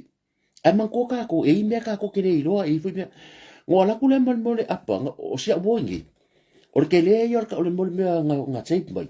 nga fa mai fa mo mole va ku sa mo a o sio nga ke malo dei do o le apa ka pisi le mere fa ka pisi julo o fa ka pisi ko tumbu le apa la po ai nga tape le ia o se wo fo malo dei do e fa sa me ap ka pisi mai o kere o role apa ka pisi le mere fa ku ka pisi ora ko mbala so nga susu ko fa mbele mbal kala la ke do nga ler ka ka sa ma feeling fo Facebook ko fo ko an friend mai nga wala ko le sa mo ko aka mai piu aka mo ke fai aba fo sa ma feeling ai mo fo nga wole ola ko e ka kala ko fo mai la le fo ko o mo ko de do or ka wo yo me fo de ya ta tu malanga ai se se la ko va ni me ke de ma mala mai a wala vea se vanga nga nga ndo se ke ku se me sia me ya eche na ka ko ia fa me ka la ko ma e ke le sa la me ya fa ko pure o ko ave ma o ko ke e le o ngo a fa me mo so la ko me ya me se me nga se ai sa e ma ko al poco ka pi fa le yang ho le ka nga ka ngo wala ka ngo o lo ave ku pe o sa lo ma me ya a wa fo lo ke le ia nga ku sa kasi a wala la ka la sa o kasi a wala le fa nga ngai e le o le au fenga lo nga ko le fa mere su e kupe a ai mere inga misi pa penga fo la ka ko wafu e ia la uta tonunga e ngai o so ye kap kengi ka ko va e ia nga lo nga si fa le ka ko wafu ke lo a wala fenga sa ko me ko ma fafu o nga o le e le o le au fenga lo nga ai le o le fa ka kianga o le system e monitor ai pe ke pai lake peke kapekengi po o le au va e ka kauanga a mare fa pe o le va ai aru po mo ku kuira sa I ma sa wala ia le loa e ka mo siaki la lo va siaki la lo mere i le afi a wang ko aku lo va ala o ka ko e alo ko pa ka ngaka ia a fa pela nga sa mo ngisin si bia e ka kaunga ma ko a fai le o ke masalo o va nga ia la tilo e ka ko malo e ka ke fu ko ma fa ia wa ki le wo fu sambo aku va yo si va ai nga ko senga ko man ko vai kai mer ko viki sai nga ia nga va ku kai wa ile e iva a senga i fa ngo kai o ka ko e ila ia e iva ka o le mana ship e fa nga nga la si va mo ko va ku i ayuka e ila senga e senga ko se la nga va ku va ri ai ma senga i fa minga isolate ku se e umanga va ku inga avele isolate kai o le san o kere lo poko mga kuon mea nga so o le kele o le mea kang fa le ya o ka ko ku e mo i tele ati na al mo kwa kele o le mea le ka ke lo le fa ma o fa maka nga nga le o e ku lo wanga i malo a wangi ko fa ka nga se pride nga le ngalo ka le pride o le ku mala nga ngule fa me afse kupi o ko fa ka nga ava ai se le o e kapa se kupi lunch bo umaso nga o le mea ton wa lea ke manga o si I kongo leo a si I kongo leo a wangi ko fa le mea fa lo ya le sa kapa le nga mawo mel kurisi e fa le maka nga ngambia al wa kurisi sa mo ai fo leo maka ho fika avali ma le lire manga kurisi leo la po mel kurisi le nga le video le nga surf mai lunga maybe 2 or 3 years ago la buka mo fa fo le private kurisi fa pe fa fifi tu lo le langa le ya malon ai o le culture me le fa penga foi ke mo nga ya veli e o aku ngo la ku ko ya veli ko manga ku le ka kale ngo ya ma vainga le wa ki lo mo ke la ku ko ngala e o le mela botu o fo wa le fa ko wa ya veli o lo wa so mo o fo la fa ka ko ma ku ke lo le menga ki vaianga na fefi nga la ku yu ko mo sa va ri ko sa wa ka ka mbele ngai fi vai ku lo wa fa fonga sa wa ku le ngai fi I fa ma lo ofu ai pingi fa ma mo ale ofu fo wa fa ka wa yo ma ku o le kaucha le fo la ka wi on wa a vele ke vai ke la ko fa pese ka ya e ka ngori le lo fa penga fa sa ngua a ku ri o tel fa ka mo me ai ken marka la fa mai la mo fa ka wa ke a fa me sa mo sui o le kaucha e le maria e pe maria e le maria e pe maria e ke fia kam makua a o wa ye lo kanga ko e le se me maria e fai fa nga u maka ngaka o le ala u makua o mafo fo nga yo makua nga mimika they so proud of me because o wa nga ya veli fai me o fu fo fai me ale wala ku I ale ka me wa ke minga le pule nga inga e o ka e fu ya nga o la me fai e so se kam makua ke a la kila nga I o ke mang yang nga sa makua nga e ke aro nga la kila ai ale se ka makua fo o le me ale fai ya oi o le wingo la ko o le culture o kai mingi e ko manga mi ka ko ke minga I ingi kengi e o fu ko kongo ba le ke vai e la ile me nga fo mai a ku mai fa longo ba ku la fon fa lo a vele sa fai kala yoi ha o pese e lo winga la kala la ko ia fo la ngalo fa ko e kupu fo kongo ba ka nga winga e la ku le fo e fa longo ka ka maku e ga fo lo menga le ile na fa ku la kala le pelo sa ile kala po ka o tau sala I vai kele a e ka sa nga o la ko makua o ke le mo ia ke le pelo ngola kula la yo e fai fala aus ele sipo a fa longo me le tene e le kenge le sa unga tau sala ko vai kilo mai ko pofe o le kenge ngo ya e setsa o ko makawo mai le pese se e ngati fa yo e ngola kala le o le tene sa unga kala pure ngo ya e seka o ke le masang foi la ya e setsa me nga ke masangi mai la pese le sa mo fa ile la aus e le upenga fa ile umalo ke le ka te mingi la aus e me ko fa sela Mikael. Kamale ko ke va kula pese mai kuai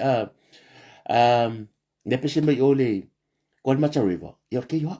O ro ni fiu le ringa Mikael le ka kala us e temingi. Asa ka ia te nga kilati. E mala kamale o mai skamale o mari o masi so le le.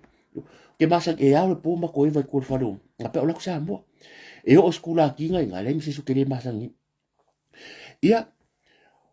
o le na fela kala o la ko e vai nga ku ko nga le se le pongo la ko sa mo ka fa le fo vai fasi le fa fasi le fa o ke sa lo me po lo se fulu su fa o la ko si finga nga ma mai lo ye nga pa ma ko wo lo ko pa nga ia ma ko ya o le na fela kala o ka va le le wa ku fa pero fia me fare al me watu wa misa ka nga kai fa fo emang ko ma ko le po fer piko vai ke le yu kan me le bo ke yan mo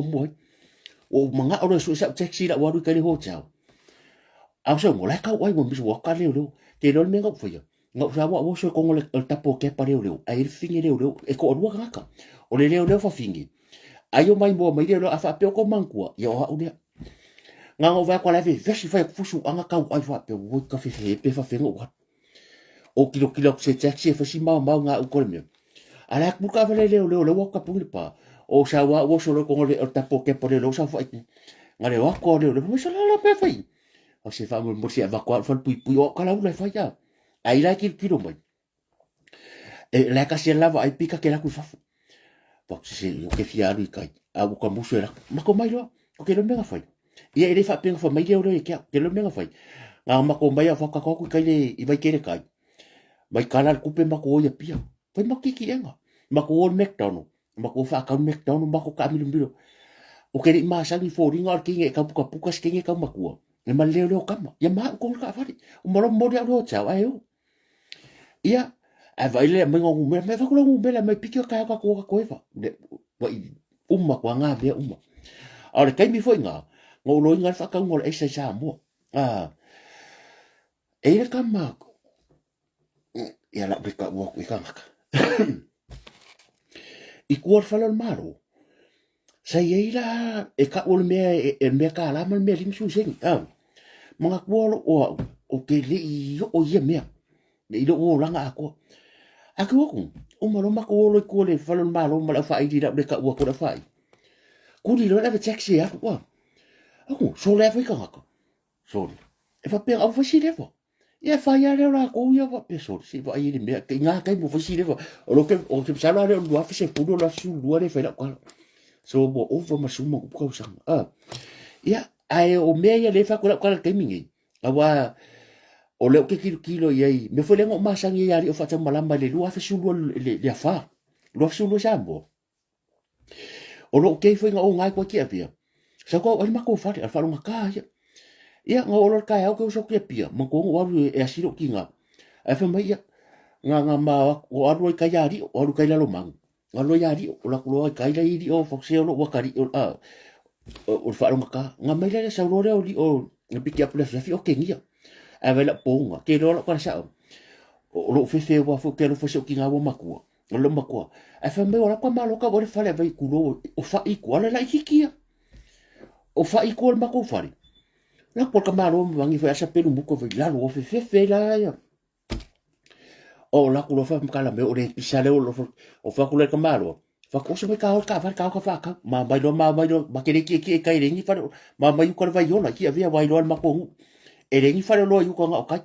ba ke nga ma mai ale la ma ko mai pia i la furiro nga pasi al fa lo ki felice pasi me mal fa la ki pasi me mal va yo la pero pa ioi pa la po ka lo fa le mu ka fa fa ko e maka va la mo ka mi ko ka ki ya ioi ke vai la ka sa wa e vai fe lo fa sia ma i la pa ngo ai ku wanga kang ya ka ma lo fa ko e mala malama o le lo ma ku le nga ka sia mai o e la ki anga pe nge le fa ko lo ma ku le ka sia la me fa kang ya ka ma lo fa solo ya sol ke vai fa pe nge ma ko fo e fa ka mo fa ya nga ma ko ku fa ka le ku nga fa ku ya lo ko malo ka sa valvale o ala lo mako bol me ngopole o waru sa o lo kayari o li fa ta malamba nga lo su lo de ko fa male fa nga la lo mang yo la ko fa ko fa mo se lo bakari i le mo mako i uma mo meo o nga mu ke se lo mako ma fa e un pia ka malo a o nga sa ka wa de fari e nga lo ki nga le mga ko fa fi o ko fe ba ko fa fi nga ba foi ya nga no me nga or kai mirang ya ko ba la ko mga sa mo pe vai dei ku Ore wingo la kala o kere fia sa fa ngo ya ngo kau kangi fo dia so nga bo ya ngama mai ka kau kangi fo le lo bo lo fai yo ka mai ki aya ma fo ku lo vai le fa ngo ki nga le so nga fo le ka ke ngo fo fa pia ai po le a fo le me la fa a wa ya ngo ka lo fo la nga ka lo fa ye al me nga ye ke ya ka ma ro nga ba wa la wa i ku vai pa vai fe lo sia nga ya la wa nga a ke ya ka i le se me le tu lo fo ko fa nga le se me le e lo se mele le mele ngo foi nga e le no e le se mea sa ka ngo fai ya ka fa ko fo ya wa anga sa ngi ka wa le fa le pe fa ko lo mo bo e le lo pore ya fa ko fo ai se ko fo i ko ka ka ngo i le mele ka ko poras e mana o mia e ta to yo ke lo pari ko mo yo ko o le manga nga ya ke lo ya tu la fo no tu la fo no foi le suila ka ko le sa le ka mo i sa la fai o le mako ko akele o le awanga fa po ai lava le la kofi le la fai le pale mengi o ai lava kape ia fai pule ma ming ska kape ngeka hu eva la kala sa o e ko akele anga va e kere foi ka ko piki e kai kukusa ka ko piki ala le ko fai sa piki power mele yai e kasi la piki le yai ia ministal au del mali tol makanga luenga leu an bul pola na rosa maka ko sui ko ma sui e o foi sui fo yai kasi des kamari ida o ke lo ka fa mai e mai kongo tamale ta tai me kasi le kanga ka iro e longa nga va fa ngai kongo man ko ye ka ia le i tono tatu o le ti la fono kasi le kanga ka ke lo ka minska kasi le tamari ka minska e ke le longa nga va e ke le o la ko ingo pesola pu o la ko ingo man ko ka manga o ma minska ka ko ai hu e va la tu si a o ye ka ko kai yo la tu la va na David tila fono ya fa kai kasi le kamari mo kwale ma ko akele mare ko e ka ko sui ko ai o le ma ko le e rola e lua ka kai ko ma fo e sui ya fo e sui fon fe kalai a re ko fai ala via o ko fai se wa mudi e lua kanga ka ilanga e ala o le maria ia ku lo ka nga wanga fike fu o ka sesi o awa pa au e kala fea ngai i le fong fika lai ai o apa au foi he can be a good minister o sesi mkanga luenga langa yongo nga pa afo a o sui la le ke manga o ka ku nga ka wanga i foi la o sui e foi la sui o le sui le ke ma foi a le o la via la via ka ko ka mo la via o ai foi o se wa mudi fasi toma yo o wanga ma fo fo a mo nge i kai sesi a le kera makanga luenga at least 5 taile atua o le ko i we have the right people e la ko ke la ko ke fa nga yo ingal malo a o le makanga luenga ya leo o le la au le mari e to ma sesi makanga luenga nga luenga ke ke le malo o ke yo to lupe a la ko lupe se ya wa ya o nge i kai sesi ino e se fula o piki o ana rosa she can be a minska kupe she can be a kele e o fula ya non not non tarpaunga e ye uma John Ross. Oh, today's your birthday. Oh yeah, happy birthday to you. Thank you for watching. Well, this is the first time I ever seen you on our live, so happy birthday. May God bless you and many more years to come. Happy birthday to you. Thank you for joining our live tonight. Yeah. Ole makwa ko kele fam sinonga kele. A wa wa ya. Anga fa apea o fesora ya pulu. Ala fa la kala because he's a seeing ya fesora ya pulu, but he was there. He know the process. Fa lele Jeremia Faradi. Yeah, fatalo fatu after ma futa mai Alex Opoanga 11 recount orders now. Oh yes, yeah, lewa langa ngoi kwa sa. Wo mamaka ngoi. Chantel and fata right here. Le fa koi. O le vaenga umma ya kuna imaka ko. E anga va umma. O le aunga o foi le official aunga. O le anga se ata mal suo ma ko mai I fasal anga mo. Ino kanga ka yela ko background ya aunga. But I would get pole fo. O le mea. E se ka ko piki e se ti sila la au del mali e toma ana rosa ma la kongi ona o mafu anga e se ale me fo dili ai ongo le lakio le fast o ke o le pai inka wa nga kwa ka fu kwa miska será pasingi ai o pai inga kalu wai I pai inga fast ko sanga e se ilonga e luan ka sa wale ole mere ka wa mai isi o ila ko fo mai fo le ke amaka mai mo o ko miki fa palming e sao la ngol ke minga e wa fast ko sa ngol ja pipi wa o isi ka se fur ka sanga dos fu o ke mingi o mo ko ke le a wata mo mai le so a bongi ka fika a mo so so ki swimming ska it's okay a wa ki pori a su ye ku ya le ke ro ya wa ya fa sinonga o fisara ya pu ya nga ya bongi ka sesi ya ka ilo ngi simia au ka alonga e kele mea o leipa mai sime o le mai valele ba la e ka kangwa ko e spiliki anga luen ke kele malo la ngale la lo umma I mele sai olo na to tele ya o sime o pisisi mala manguia mga bia mele sai atu ala pon fasio e mga bia skanga ka e active le meo o tila fono fo ya nga mai si o fo isi e ko kele ka ko la nga e fo suya pala biko e le fo o fisa fa ko anga kasi nga maka nga luenga ke mga sa o kanga ka ko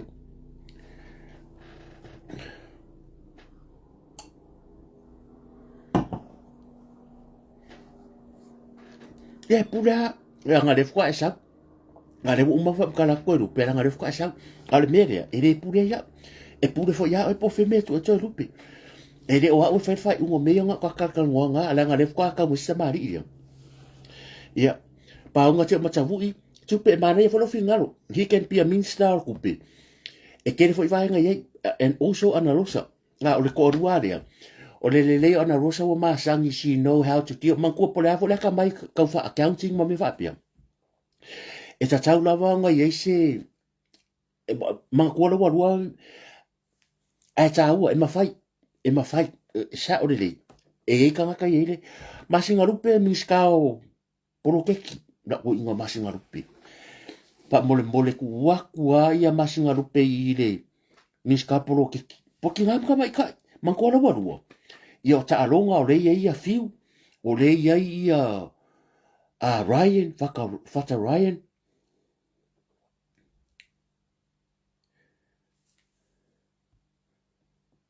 o ia lo fesi me pokera ku sambo yeah yeah kele so everybody o Paul mero fie o le wa lava le me fai el feedinga o le wa lava le me fai el feedinga awa e por fia fu le me nga ke prefer o whatever me to tofi me tai o ka ko lava nga o ka ko lava nga awa ka ko ke popori awa ka sile me ma fu me fu e le sa ro ka nga kala ki mga o ki ale wa ika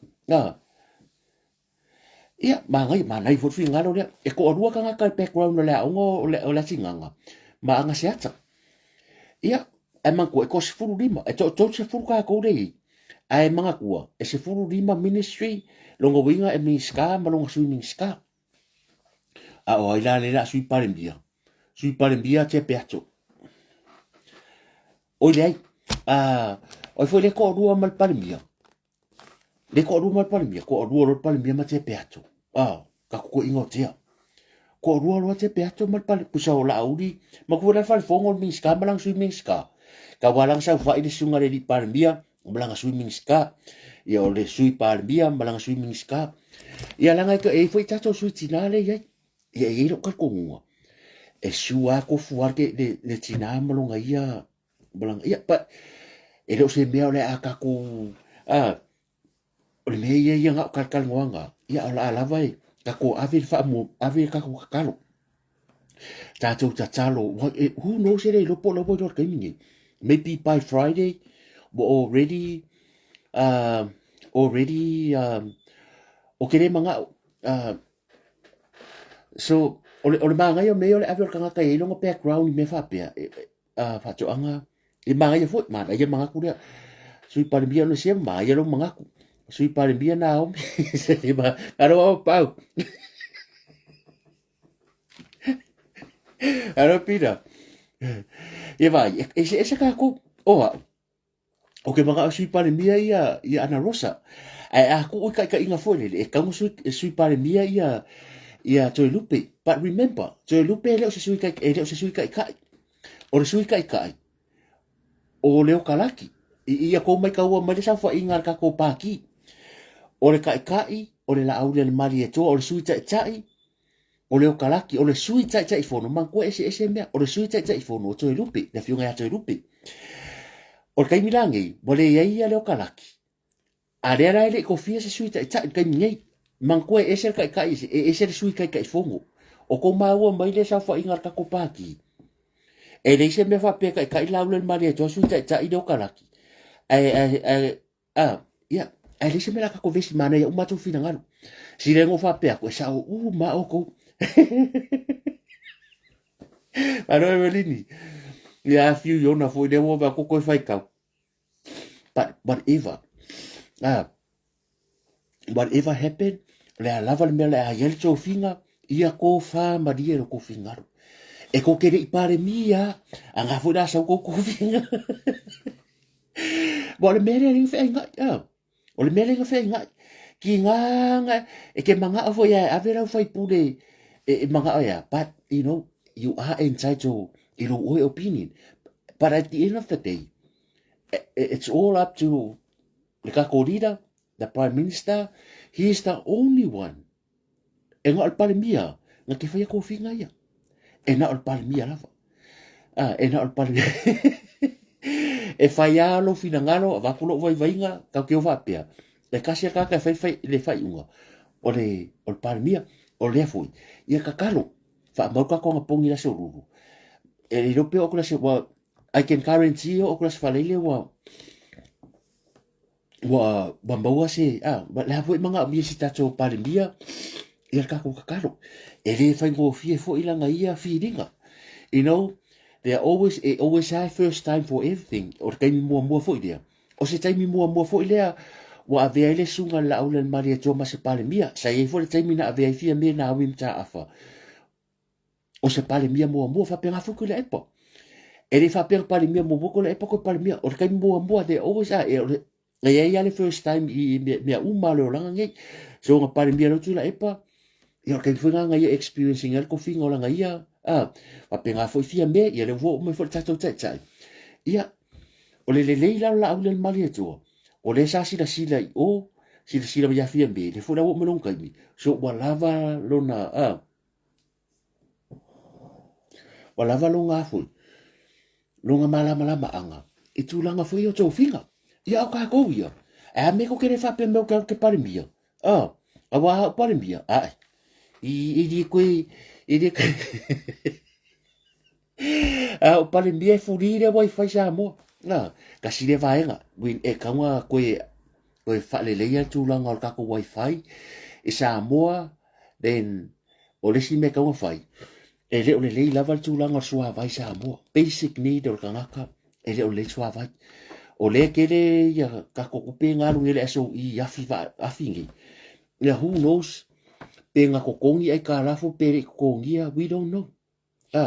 Ai o le on ngaruenga. Ia le va I forget it. O le va I forget it. So avaku au mai. Ia ai o ka ko lavo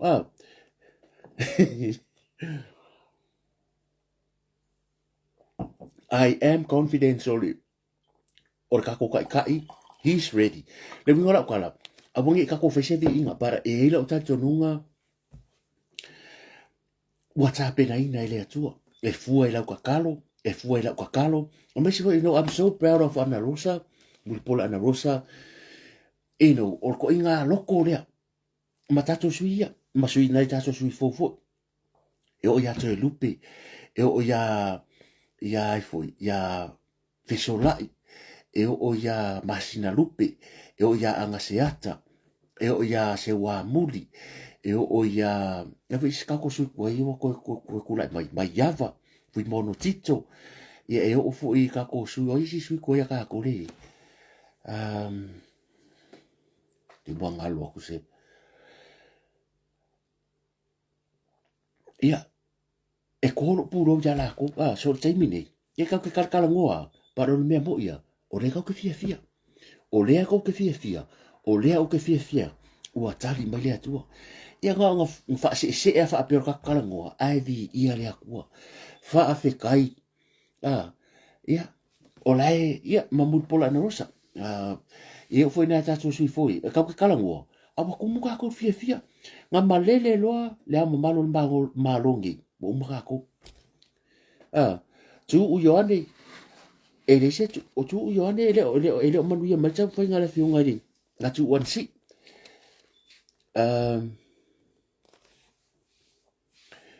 No. Ia ngā. Ia. Ki roa lava ia lea oringi fia. O ke rei pon me re fai a kora kewa kule fuis market fu pon me o kumo mo ea ria re fai anga o o kalari.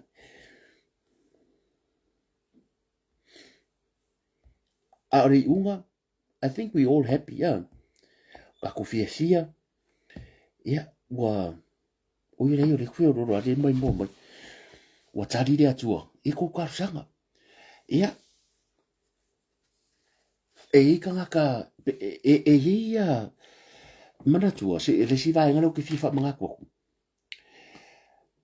Ese umaka ako. E ili tangata fulele pio, ia, tama o ia alevena, ia, tama, ia, hu no gen, ia, on the top, no gen, ele, a fuisia ko ingo alevena.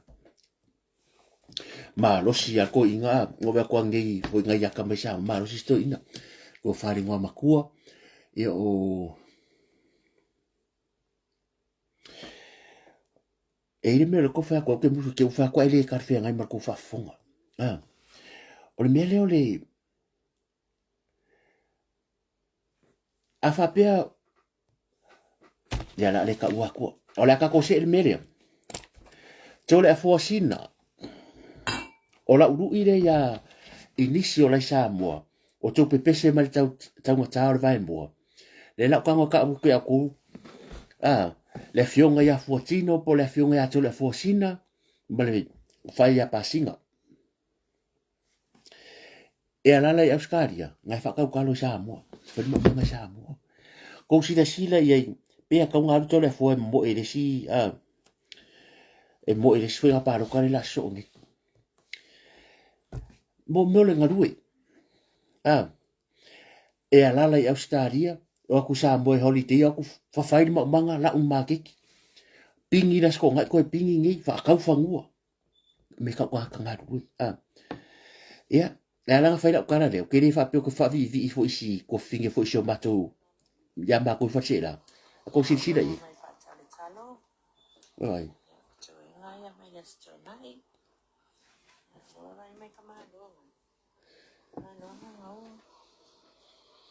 E aku Australia. Fai mga ko kiki fa fish puru nga aku sa mo mai. Ako sa fa ma keki. E vai.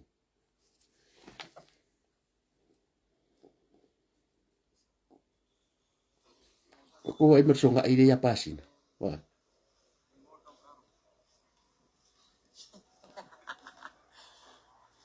Morning Ruta. Leo lo so leo sina. Ya ma ko fa se la. O le wingo kala. Fa popo ko. Na wo fiu e kaus o la eden fa nga. La le Australia, fai mga sa mo. La ako holiday, nga ako fai mga sa fa ma keki. Enjoy the life. Ai ka sa fa sa mo le ku fa million ale ale ku fa ya yesu ai fa mi pe ai su. Ale malanga ku fa ngai Australia. La ngol fa ngai. E mau ku e ko ke vai skai ka mai e nga aku o sara fai ngo fo yo chao fa ka fa ngo fai fa e le me uma. Fai na fai ngai ke ba ku mo mo fa ka porengi ko manga. Fe le me Australia. O le nga aku sa mo aku foi. Ara wak fa fai manga o fa fa ma keki a vero ko las ko nga. A le fo ko fai le ko ngi. Ioi, o karo ngo ko me las ko nga. O fe ala ye le makiva le ku fa ngo ku ye. Le upu le fa mai ai le svo tu lo wa. Ala ngo fa ngo le upu le. La ngo ke fa nga mai. Ma mai le upu le fa nga mai a ki da male cha pipi fa mai le o. Ele o kanga ka umai la le pia manga ngi pa lo mang suo. Me nga ka umai ko ko fa valia. Ma ki de yanga. Ma ki de ngaru ko lang la ku. O fongo fa vai mala ye. Ele o ku fa nga ngi suo mangi wi pa lo. Fa mol mole me lele ya fa mol mole ele ya a worka fa vale ya la ku o suo o le mele i fong fa vai fa kai ngo ainga le kai e fua ainga ele o ainga uma ko fo mar suo mar wi pa lo mai diafi e a mai po la mele manna o le ainga a manga le ainga le suo o le ke la ainga o le manga suo mo wi pa lo a fa pe ko lima spulu pe se lau a veria o si ainga manga a va ku pe a veira ko ngei pia o ngala ko fa ngau o si ainga manga e vaku me fai pa wa o si ainga la manga e vaku la sui o si ainga la fai va afi wai le ingu lo fai va afi o le mele pese mai ela vai nga ia le pese mai ko inga fo le fai la ngoi le chapi po mai le ayen suo pe pese mai le chapi pi ko kere fo mai le ayen suo fo mai le o ainga o mai ke kere fa ngua o la me fa o mi me fai nga ka fa va dia ako ho e palai e ko kere o va ia ku fa ka fo fa vai nga suo a mangia mangi pa hero e fua le me au mai ke oi le me ala ke manga o mia e le fa pe ke ngofo ko ka e ka ia pia ai la ko fe me su bo le pen ko ngi fa a nga la ko e fa e mai ko ngi pia o ngoro wakari nga la ko e manga o fa mai o le ka fa va ia ia me nga mai le pe pese mai lunga i ma ki nga ingo sia ko ka ka ko va ko pen ka nga ka bo ring fai ai sa wa ki le fa mai yo to te le ta to o ko ke ra ka ko e la ki fa ngwe le manga mi su ala me la ko wo fu me su pe ale ni me ko ala me ko ke le o fe me ko musin ka me pe me ni a me ni o nga mu fu e fa le pan ke ame mai wala fu le ka ngo mai o ka ka la ke le ko ngil maru ai era ai nga ngo fu e pi nga manga mia si nga manga mi ko nga mu fu le pola po gi ulo la po e maka fa fa le pan ke falai pankeke ngai fa akau ka ya mo merkang suka mo merkang fala maka so ole u mi ala ke fa yer mere ole aru aru ala fala pankeke le ke manga bise u lora po e ke manga biengi be fa penga alo ko mo fa mai fa mai pe avaku su oi ai o le kau fa valia ia ala mo le ai a fa pe ko ke roi ai o la ku fa mai fo la ku ai su o la mela ko mai fo nga o kau fa le nga sa o le vai si nu a fa pe ke ngo foi pia nga si fa si e ka pole a fa e ka kwa ka e ka ke ngo foi pia e ri se mela e fo ke apala se a foi se oso ko ki apura o la mele oso e mai fai e ka nga e apala se me foi le nga pe me se pa o se me fai nyau moa e pe ke e mai se me foi le pe me o a foi le si me fai makaula makauye fai makaupa pe ke me nyau o fe po nyau me ke ro ti fa ngo kai wala se vai que leo sa minga ko ma que ko que leo fango ara me nyau ofi ala me sa upenga e leo fa sa fango ka nga kai fari kan ma que alo fa mai me su ka fa fa le ai fa mai wa me su o ma ko le la fa fango ka fa fa le ya va ko le me la nga fa ko le no ko ai su o wa me nga le ma fo ko fa penga o mo que le ai su o ko fa me su la me ai su ai ko fa fo me su o e va ko musinka me mangi so ia ko fa fa le ko so ia va le la ko va nga ria o ko sa mo ia vela a fa su ro vela ro ka ko o ko sa mo va nga ria ma wo me ia anga ko ke fe o ai ma ko wo yo mai ia ma la va ia le o bo ro ka ka ngo ko fi o va ko la a fa su ro ia wala vai ia kala o le si me umiro la kulo makala pepero fa afetai le mafuta mai le fiafi fa kai lango ka ko YouTube fa kai fa avano lo taimi ia o story lava masangi ale yangi news ia warwa kala e waku fa kai mafuka me malo basta ti para malo o ko malanga sa boa fa ka ko ngova fu malo ia o ifo nisi po e mau ka ngase na yo tasu te mama tira ma tu po fo po afe o mai kingo pa ka o ko ia fo ia po se ko fanga ia alo fangia pa ia tu le mana fa ma fa le ngang fa malolo mana fa malolo ta tori faula ia o pe fa pe fo o ang fa fika u e fenga mo o nei po ainga po fe